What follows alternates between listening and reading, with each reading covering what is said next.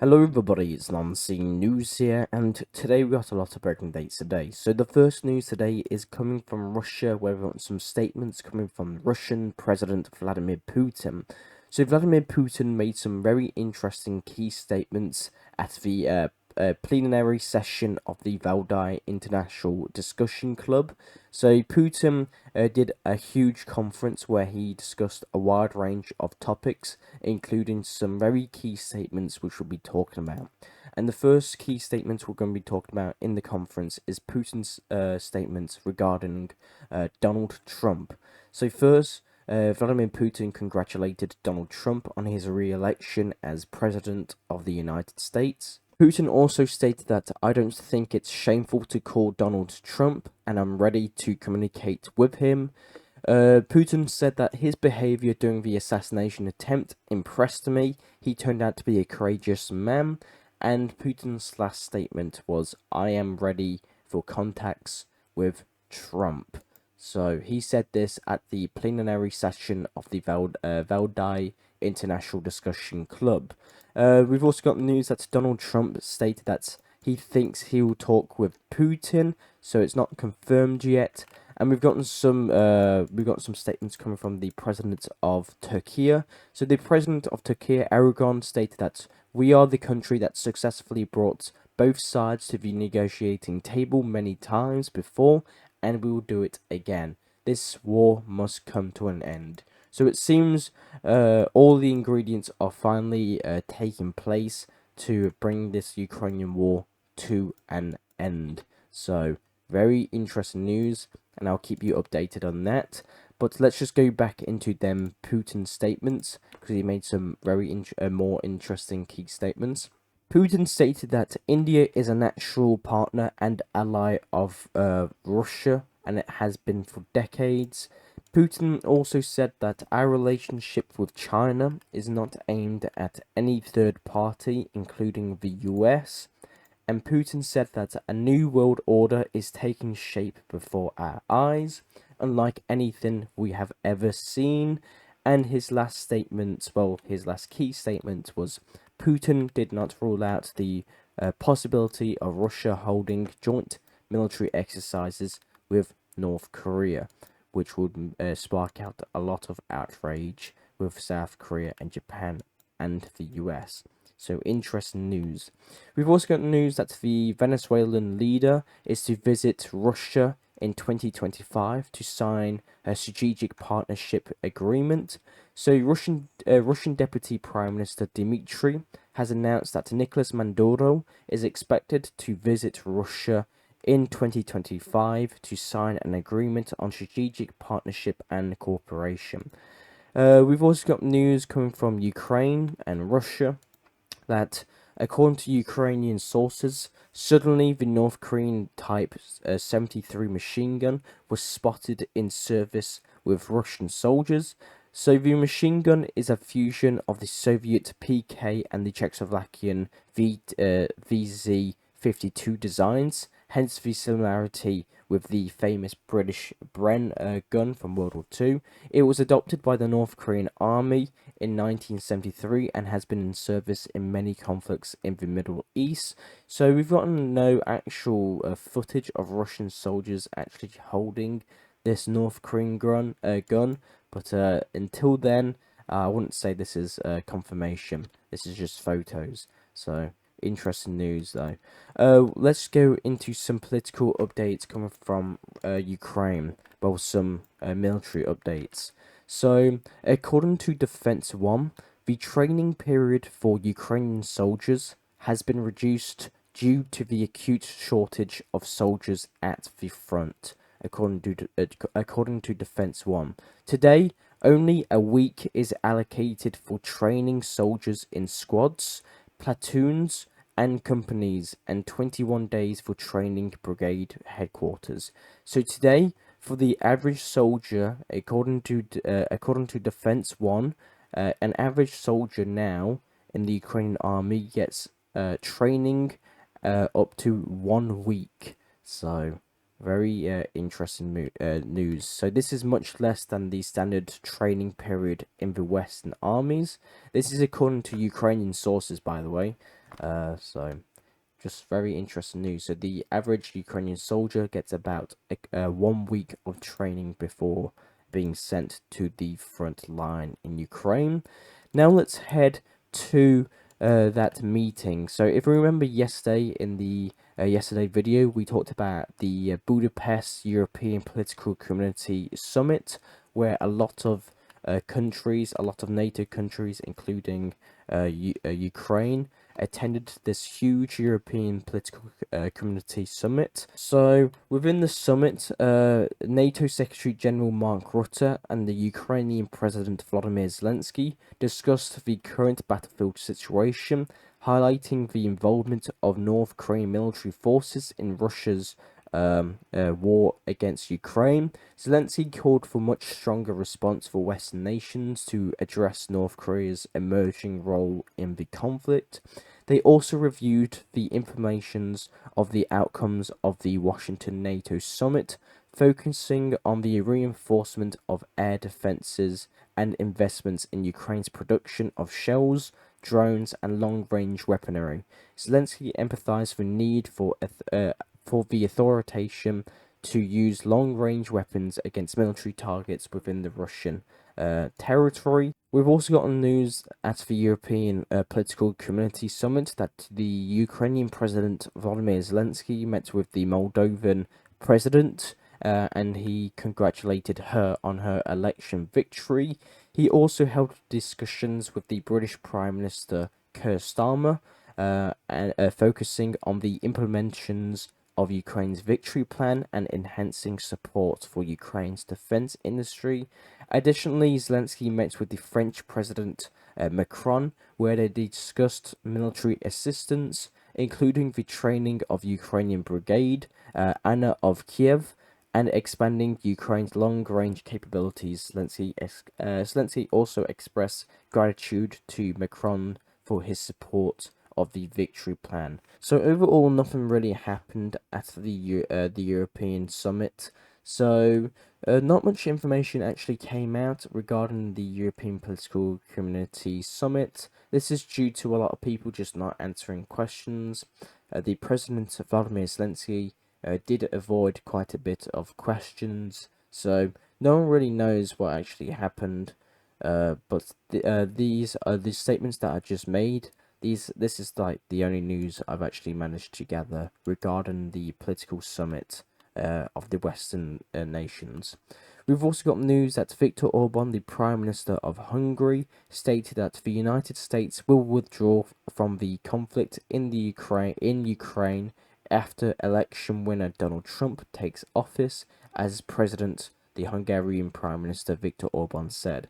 So according to the Prime Minister of Hungary, the United States will withdraw from the conflict as soon as Donald Trump gets into office, which I believe it's the 20th of January or 25th of January.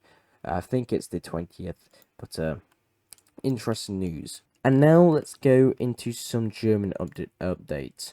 So yesterday's video we talked about how Germany is experiencing a huge crisis in its government due to a lot of people leaving its posts and a lot of dismissals. So yesterday we talked about how Olaf Scholz, the Chancellor of Germany, dismissed the former German finance minister.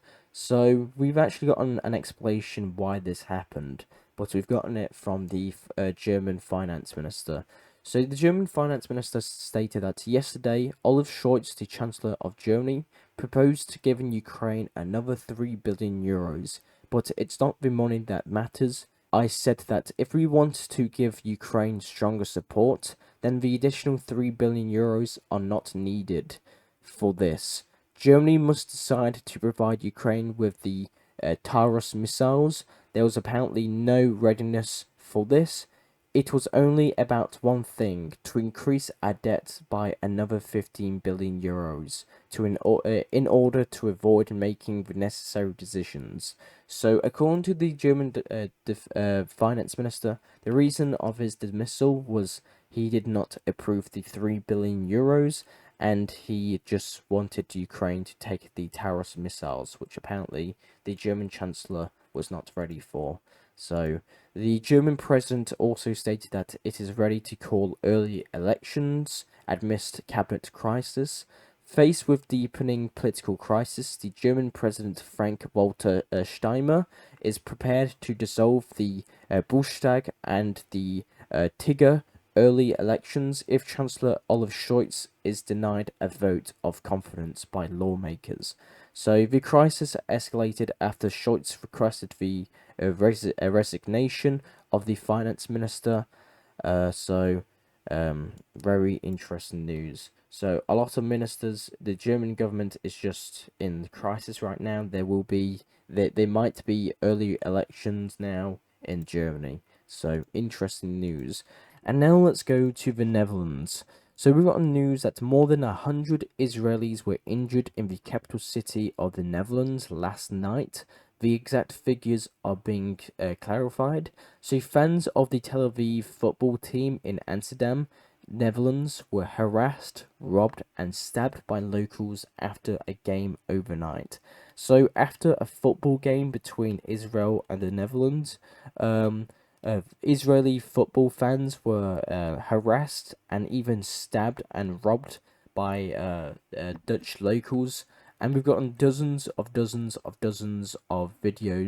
to support this. So we've gotten dozens of videos of locals beating up Israelis and robbing them and making them scream out "Free Palestine." So it was a big scandal that's happened in Amsterdam after this football game. The Prime Minister Benjamin Netanyahu has also actually responded. So the Israeli leader, so he stated, and he demands an increased security for Israelis in the Netherlands following the attacks. So the Israeli Prime Minister spoke with his Dutch counterpart Dick Schoof, demanding an increase of security for his citizens following the violent attacks on the Israeli football fans in Amsterdam.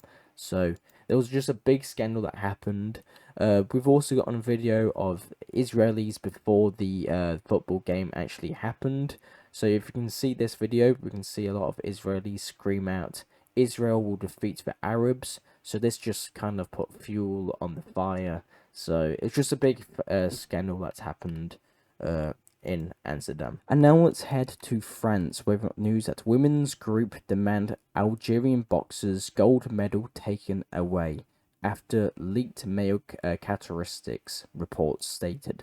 So a women's rights group called the Iman Klaf's Olympic gold medal to be revoked following a yet again unconfirmed report suggesting that she has male characteristics and XY chromosomes. So a women's rights group has called for the gold Olympic medalist, well, women's gold Olympic medalist, to be taken away from him due to him being an actual biological male, so not a female.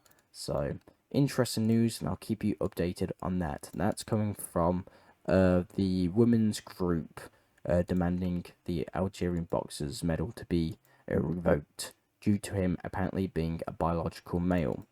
Now let's go to Greece. We've got news that Greeks from the city of Tralnovos, I think that's how you pronounce it, this city here, blocks trucks with ammunition for Ukraine. So there was there was a scandal in Greece that Greeks actually blocked military aid of trucks with ammunition heading to Ukraine.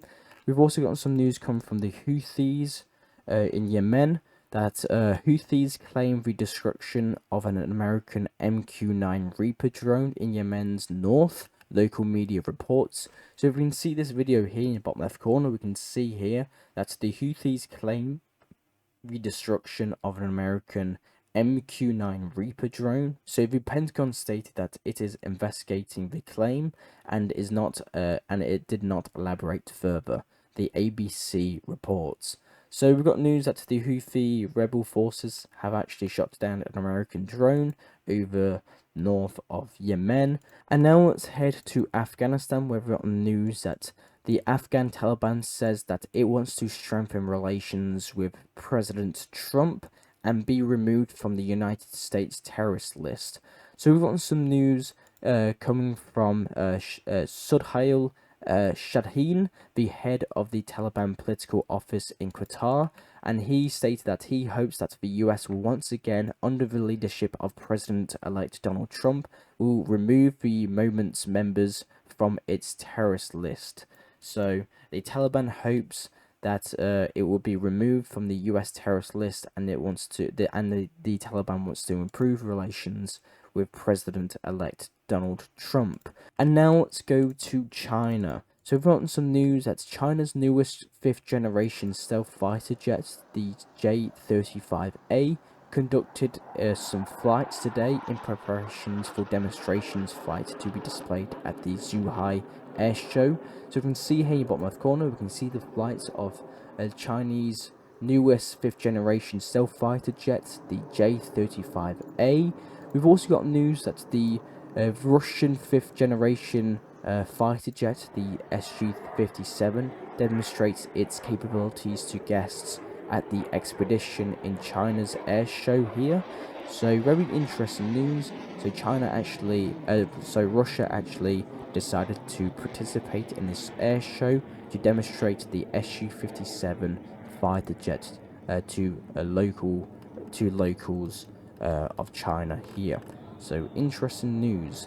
We've also got news that the US President Joe Biden and the Chinese President Xi Jinping are set to meet during the G20 summit in Brazil, scheduled from November the 17th to November the 21st, as confirmed by the Chinese Foreign Ministry.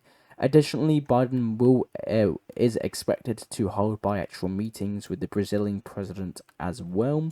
We've also got news that South Korea has launched the Humu-2 surface-to-surface ballistic missile into the Yellow Sea in a response to recent series of missiles launched by North Korea, the South Korea's Joint Chiefs of Staff stated.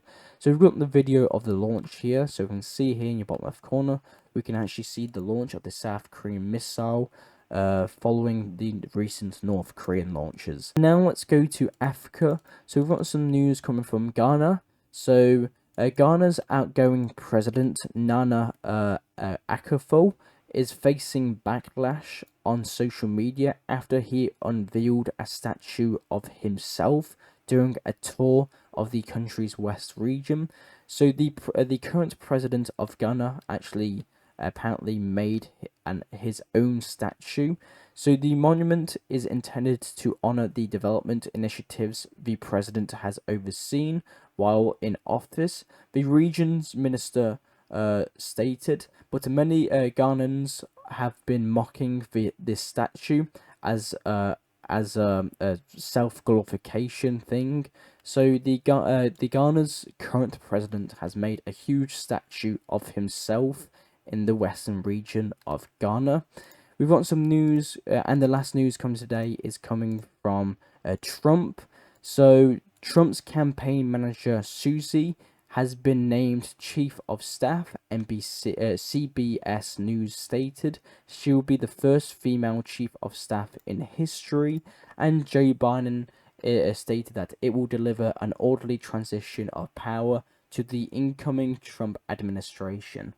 So that's all the news I actually have for you today. I am Non-Scene News. I'll try and provide you news that medias around the world do not show you. I do these videos hopefully daily, so consider subscribing and liking. Thank you very much for watching, and I'll see you all later. Bye.